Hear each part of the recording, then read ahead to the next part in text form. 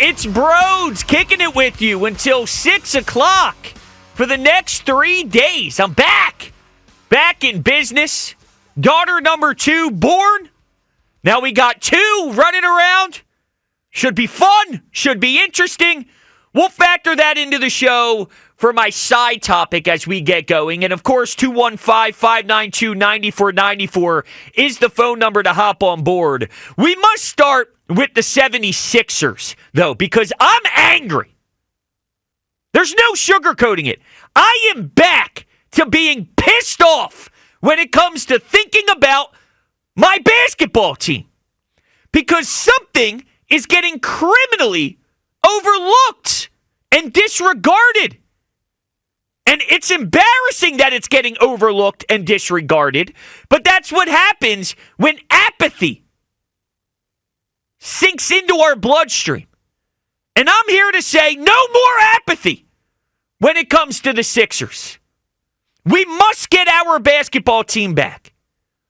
Let's take a listen to Shams, who reported this about a day ago on Paul George and his injury. When exactly did this injury occur, and how will it impact the rest of PG's offseason here? I'm told Paul George suffered the injury during an on-court workout last week, and it led to him visiting a doctor on Friday. And the decision was made to undergo arthroscopic surgery because the doctors felt like this would be an injury that would linger for a player that was never healthy all last year. Paul George's season ended rehabbing from injections on groin and knee injuries. He had a finger injury during the season as well. And so now he starts rehab for this knee injury, and he will be reevaluated at the start of this upcoming training camp. But I am told both sides will be cautious with him. They want to see Paul George return to that full form Paul George they just have not seen in Philadelphia. So I do expect both sides to be cautious from this injury that Paul George suffered last week. Okay, so this is essentially so that they can hopefully see that full-strength Paul George that we're all waiting for in Philadelphia that never quite came to fruition. Well, okay, so here we are. Another year of dealing with injuries, and this time we can't even get to damn training camp. Now we're getting hit with a monster Joel Embiid ESPN piece that dropped not too long ago, and we're getting updates on Embiid's current status. And Embiid says himself, we're not going to push anything. For my whole career, I feel we never took that approach. And he was asked if the Sixers support this. And he says, I don't know how they feel. This is a business, though, and it's all about results. So if I come back early enough and I'm still not myself, guess what? We're not winning any games. So he feels a certain type of way. We don't know if the Sixers are even on the same page as Joel. Paul George is a stiff. He can't stay upright. He's focused on his podcast more than he is hoops. And I'm here to say, damn it, I'm starting to get pissed off. And for a while, we all sat here as Sixers fans and we just pretended nothing mattered.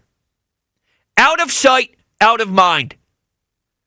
They stink. Forget them. We will tune out, and we'll wait for baseball season. We'll wait for the Eagles. Whatever it is, we'll just look right past them. I'm not wasting another basketball season.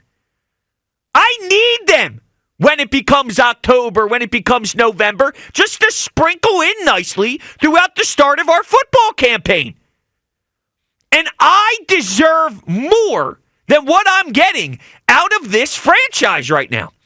So here's my question to you as we get started. There was once a time where I thought it was okay to say, forget them, don't worry about them, screw them, you're not worth an ounce of my energy.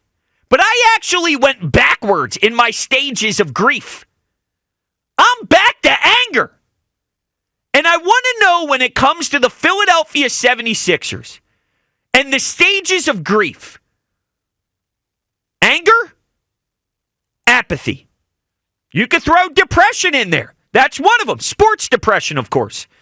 But anger, apathy, where do you stand when it comes to this group? Because I want to get back to watching my basketball team have a shot. Now, whether you think they're going to lose in the second round or not, I'm trying to get back into the mentality of enjoying hoops, of thinking they could beat the Boston Celtics, thinking they could beat the Atlanta Hawks, thinking they could beat the Toronto Raptors. Whether they fail or not is not for this exercise. This is more about the belief and the hope that they have something that they can get over the hump and do something different and do something special. The hope and belief. Instead, I have to Google who the hell these first 5 guys who were starting even are.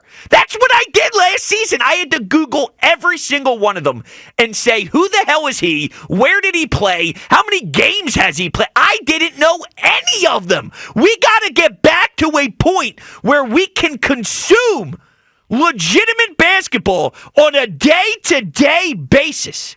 And it's a very tricky spot right now because you almost have 2 blueprints. You got the young guns in Maxey and McCain and VJ Edgecombe, and then you got the old guys who cannot stay healthy. And they are tying up a lot of your cap space in a league where you're seeing youth go, where you're watching the Pacers and the Thunder. You're watching athletic players, deep teams where they can roll X amount of players and they can all score double-digit figures, and you can rely on many of them to play on both sides of the floor. And it's changed from where we once were, where we wanted to get a 3-headed monster and PJ Tucker and Eric Gordon and some savvy vets. Long gone. So what do we do here? I don't know. I don't know the answer.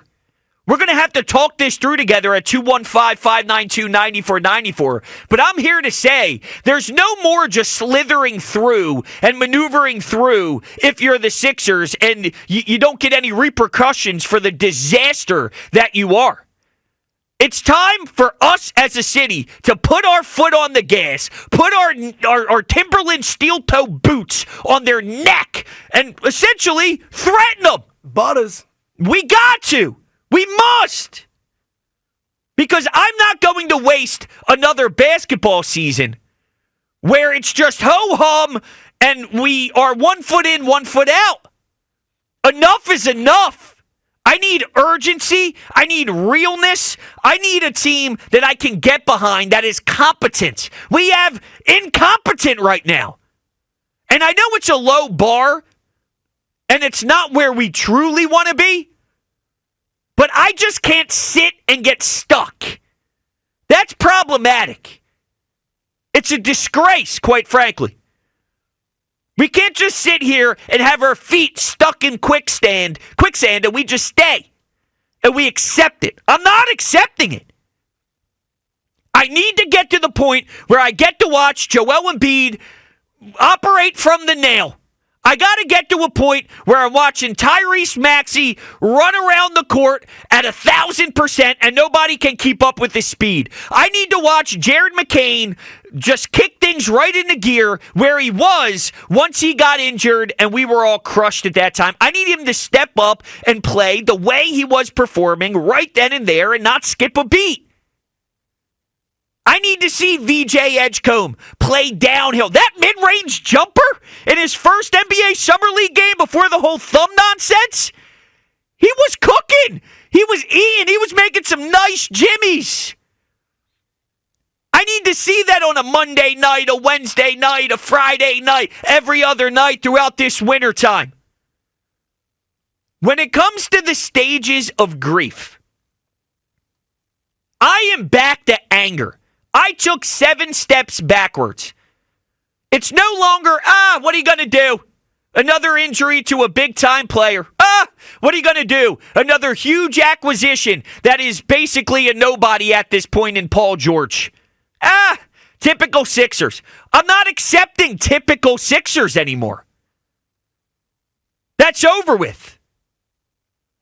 There needs to be more pressure. There needs to be more intensity thrown in the direction of Daryl Morey and Joshua Harris and everybody that is in the front office and in the ownership group of the Philadelphia 76ers. Now let's listen here to Tim McMahon of ESPN, who talked about the way that this team is currently structured with the 2 top premier pieces on the roster. Philadelphia 76ers are built on a flimsy foundation. They are built on a foundation of two max players who might be the two worst value contracts in the NBA. And it is not about talent. Joel Embiid and Paul George are incredibly talented players. It doesn't matter if you're doing that sitting on the bench in street clothes.